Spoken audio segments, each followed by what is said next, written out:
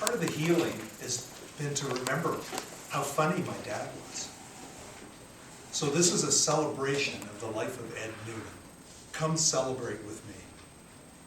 Madam Chair, fellow judges, fellow Toastmasters and guests, my dad was funny. He was really funny. In his own mind, he was the funniest person he knew. In fact, he would amuse himself to no end. It really didn't matter if anyone else laughed because he had amused himself, and as a result, he was very funny. And we always enjoyed either laughing at his jokes or his own reaction to them. We called him King Edward. And with his silver hair and noble brow, we loved to bask in his presence. He always made us feel good, laughing and chuckling. And my stepmom, Dolores, she treated him like royalty. But I began to suspect he was becoming spoiled. Once when I was visiting, she poured his cornflakes and even crushed them. He said to me, "They taste better." Well, to my astonishment, when she crushed mine, they did taste better. And they were easier to eat. I think that's maybe why Dad had a tendency to put on a few pounds over the years. Another occasion, he was visiting us without Dolores. We were watching a movie at 9 p.m. Around now, Dolores gets me some crackers and cheese. I just got up and got them for him like a well-trained son. Now whenever I'm with my brothers, whatever we're doing, invariably someone goes, "Well, around now, Dolores gets me some crackers and cheese." But my younger brother, Peter, he's taken it to a new level. I think to remove the tension from the evening, he prepares the crackers and cheese in advance. I think this is a throwback to when we were younger, the predator-prey relationship we had, where any misstep would result in an atomic wedgie. The dad was competitive. He kept score in any competition because he didn't trust his own flesh and blood. When we played cards, the score sheet said we and they, making it clear that family was one thing, but cards were quite another. And when he won, the look on his face, Rockefeller couldn't have been happier when he shorted the market.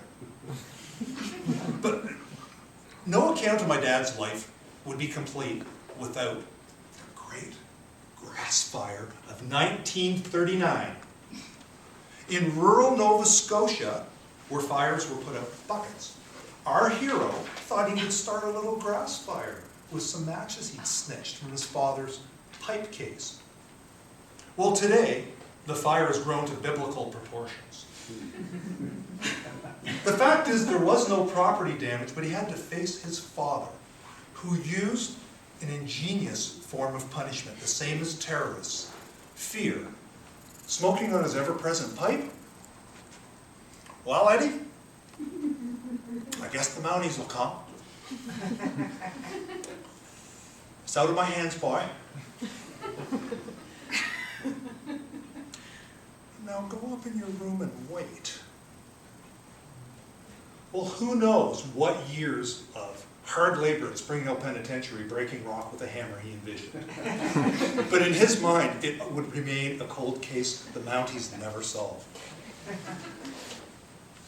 Lawn darts were banned in 1975 because they go through people's heads. But my father kept 2 pair shielded from the eyes of the law, like the last 2 pair breeding whooping cranes, for 37 years. The red pair were perfect. The yellow pair, duct tape and clamps. When you threw them, they wobbled like a wounded duck. Which pair do you think I had to use? I got quite good with those yellow darts, and I won more often than I lost. And the look that he would give me when I'd throw the winning dart, it was more withering than when God turned Lot's wife into a pillar of salt. The legend of the milk baby is a family story. In the early 80s, my brother Mike and Dad shared an apartment. Dad had a little box of milk for his morning coffee. After a night of carousing, young Michael is reported to have drank the sacred nectar to quench his parched thirst. In the morning, Dad was searching furtively for his beloved milk. Who drank the milk? Well, with 2 people in the apartment, the mystery was short-lived. He said to my brother, "You're nothing but a damn milk baby. A milk baby. A grown man doesn't need milk." And for 30 years, my brother Michael, the teacher, has remained the milk baby. And he still trembles in the dairy section for fear that friends or family will catch him shopping. My favorite story about Dad is when Dad had a troublesome nest of hornets under the eaves of his woodshed. At the time, he was 82, arthritic, diabetic, heart disease, bad legs, but he had a plan.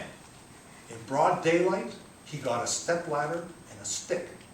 He would climb that ladder, knock down the hornet's nest, and like Usain Bolt, he would sprint to the safety of the back door. Well, needless to say, he was stung quite a bit. You know what he said to me after? "Those little buggers are fast!" I was at his house the week he died. We were cleaning up and I saw a picture. In my peripheral vision, I thought it was me. I thought, where'd they get? And I realized it was him when he was my age. When you're a kid, you fear of turning into your father. But I have. And I love it. I am the funniest person I know. Whatever I think that amuses me, it's funny. And if other people like it, great. And the result is that most of the time they do. But if they don't, I'm good with that. And then I think of my dad, King Ed, smiling and waving and chuckling to the amusement of his friends. Rebel, optimist, comedian. Madam Chair.